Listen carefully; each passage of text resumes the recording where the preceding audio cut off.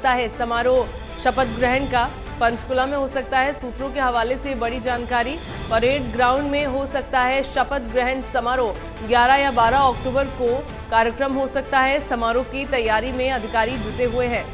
तो ये बड़ी खबर आपको बता दें, 11 या 12 अक्टूबर को कार्यक्रम हो सकता है। समारोह की तैयारी में अधिकारी जुटे हुए हैं। शपथ ग्रहण समारोह 11 या 12 अक्टूबर को हो सकता है। सूत्रों के हवाले से ये बड़ी खबर सामने आ रही है। पंचकुला में ये शपथ ग्रहण समारोह हो सकता है। सूत्रों के हवाले से ये बड़ी जानकारी, परेड ग्राउंड में शपथ ग्रहण समारोह हो सकता है।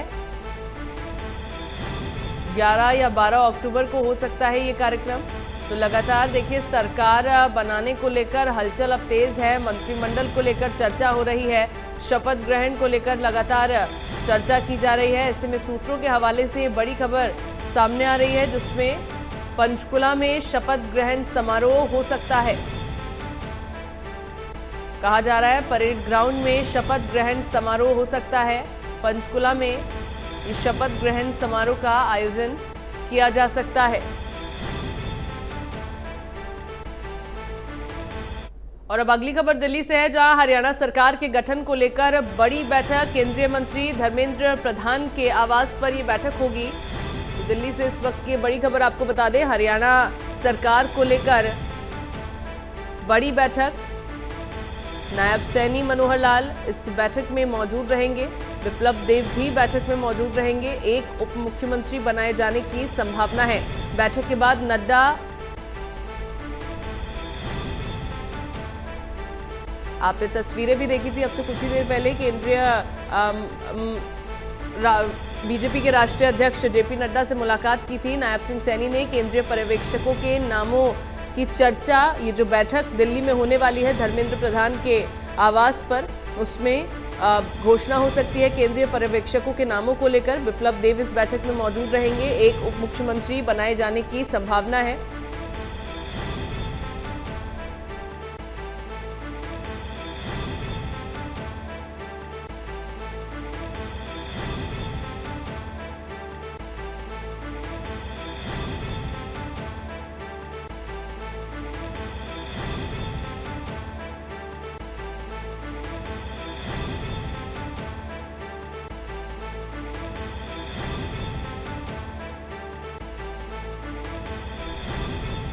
और चलिए इसी बीच चंडीगढ़ से एक बड़ी खबर, जहां सूत्रों के हवाले से बड़ी जानकारी सामने आई है। पंचकुला में शपथ ग्रहण समारोह हो सकता है। परेड ग्राउंड में शपथ ग्रहण समारोह हो सकता है। 11 या 12 अक्टूबर को कार्यक्रम हो सकता है। समारोह की तैयारी में अधिकारी जुटे हुए हैं। तो परेड ग्राउंड में शपथ ग्रहण समारोह हो सकता है। सूत्रों के हवाले से ये बड़ी जानकारी, पंचकुला में शपथ ग्रहण समारोह हो सकता है।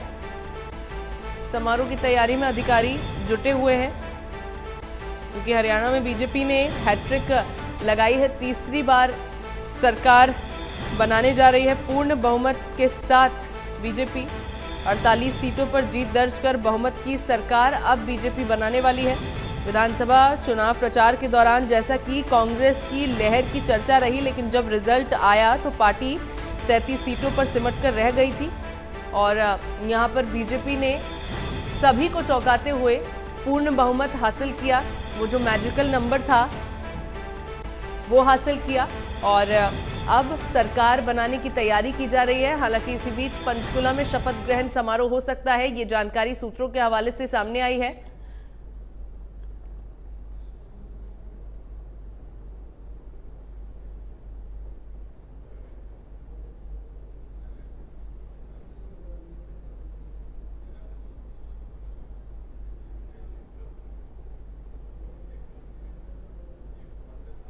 और खबर पर ज्यादा जानकारी के लिए मेरे साथ संवाददाता साहिल रुखाया लाइव जुड़ गए हैं। साहिल, क्योंकि अब देखिए सरकार के गठन की बारी है, शपथ ग्रहण को लेकर कहा जा रहा है कि 11 या 12 अक्टूबर दोनों तारीखों में से एक दिन शपथ ग्रहण हो सकता है।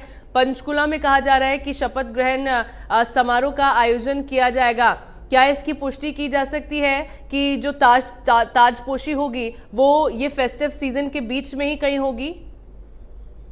बिल्कुल, अब सरकार गठन को लेकर तैयारियां जो है वो लगातार जोरों शोरों पर चल रही है। आज चंडीगढ़ के अंदर जो है एक बैठक हुई है सीएस कार्यालय के अंदर, बड़ी बैठक हुई है। इस बैठक के अंदर पंचकुला से जो पुलिस बड़े अधिकारी थे वो मौजूद थे। बात की जाए सीपी शिवाज कविराज और एसीपी हिमाद्री कौशिक जो है इस बैठक के अंदर मौजूद थी, और भी इसके अलावा कई बड़े अधिकारी जो है वो मौजूद थे, क्योंकि अब शपथ समारोह ग्रहण होना है। और हमारे सोर्सेज यही बता रहे हैं कि पंचकुला के परेड ग्राउंड में शपथ समारोह ग्रहण जो है वो किया जा सकता है। तो ऐसे में केंद्र से बड़े लीडर, इसके अलावा मंत्री और भी कई अन्य राज्यों के मुख्यमंत्री शपथ समारोह ग्रहण में शामिल हो सकते हैं। इस तरीके से सूत्रों के हवाले से खबर जो है वो हमारे पास आ रही है। इसके अलावा 3 डेट 11, 12 या 13 को शपथ समारोह ग्रहण जो है वो किया जा सकता है, लेकिन अभी फाइनली मोहर लगना बाकी है। लेकिन व्यवस्था बनाने में जो अधिकारी जो है वो लगातार जुटे हुए हैं। अभी कुछ देर पहले ही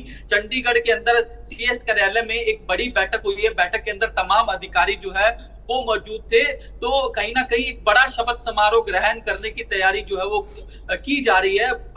पंचकुला का परेड ग्राउंड जो है वो उस पर जो है चर्चा चल रही है। इसी बात को लेकर जो है आज एक बैठक हुई है, ताकि किसी प्रकार की ट्रैफिक व्यवस्था जो है वो ना बिगड़े। इसको लेकर भी साफ तौर पर हिदायतें जो है वो दे दी गई है। जी साहिल, पंचकुला के परेड ग्राउंड में शपथ ग्रहण समारोह का आयोजन किए जाने की बात कही जा रही है। पंचकुला का ही चयन क्यों किया गया शपथ ग्रहण के लिए?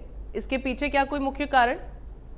क्योंकि जिस तरीके से तीसरी बार हरियाणा के अंदर बीजेपी ने अपनी सरकार बनाई है, तो ऐसे में प्रदेश के तमाम इलाकों से लोग जो है यहाँ पहुंचने की संभावना है। क्योंकि हरियाणा के राजभवन में इस तरीके का शपथ समारोह ग्रहण नहीं किया जा सकता था, क्योंकि बड़े स्तर पर शपथ समारोह ग्रहण किया जाना है। तो इसको लेकर तमाम चर्चा की गई। उसके बाद हमारे सोर्सेज यही बता रहे हैं कि परेड ग्राउंड को अभी तक फिलहाल चिन्हित किया गया है, लेकिन अभी तक कोई फाइनलाइज नहीं हुआ, क्योंकि जो हरियाणा का राजभवन है उसमें इस तरीके की व्यवस्था नहीं की जा सकती, क्योंकि बड़े बड़े लीडर भी जो है वो केंद्र से आने हैं और अन्य राज्यों के मुख्यमंत्री भी आने की संभावना जताई जा रही है। तो इसी के मद्देनजर रखते हुए कोई एक बड़ा ग्राउंड जो है वो प्रशासन की ओर से देखा जा रहा था। लेकिन फिलहाल इस तरीके की जानकारी मिल रही है कि पंचकुला के जो परेड ग्राउंड है वहां शपथ समारोह ग्रहण जो है वो किया जा सकता है, लेकिन अभी फाइनल मोहर लगना बाकी है। इस पर अभी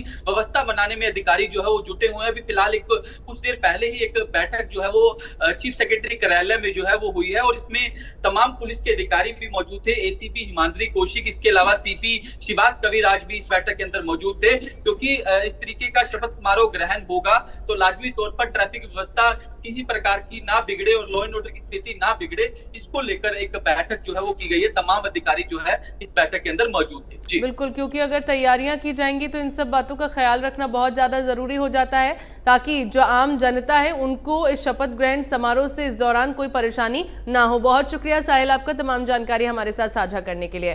खबरों में चलिए आगे बढ़ते हैं, जहां हरियाणा में बीजेपी ने बाजी पलट दी। सारे एग्जिट पोल के अनुमान को गलत साबित कर दिया। बीजेपी की इस जीत पर केंद्रीय मंत्री मनोहर लाल का क्या कुछ कहना रहा वो आप सुन।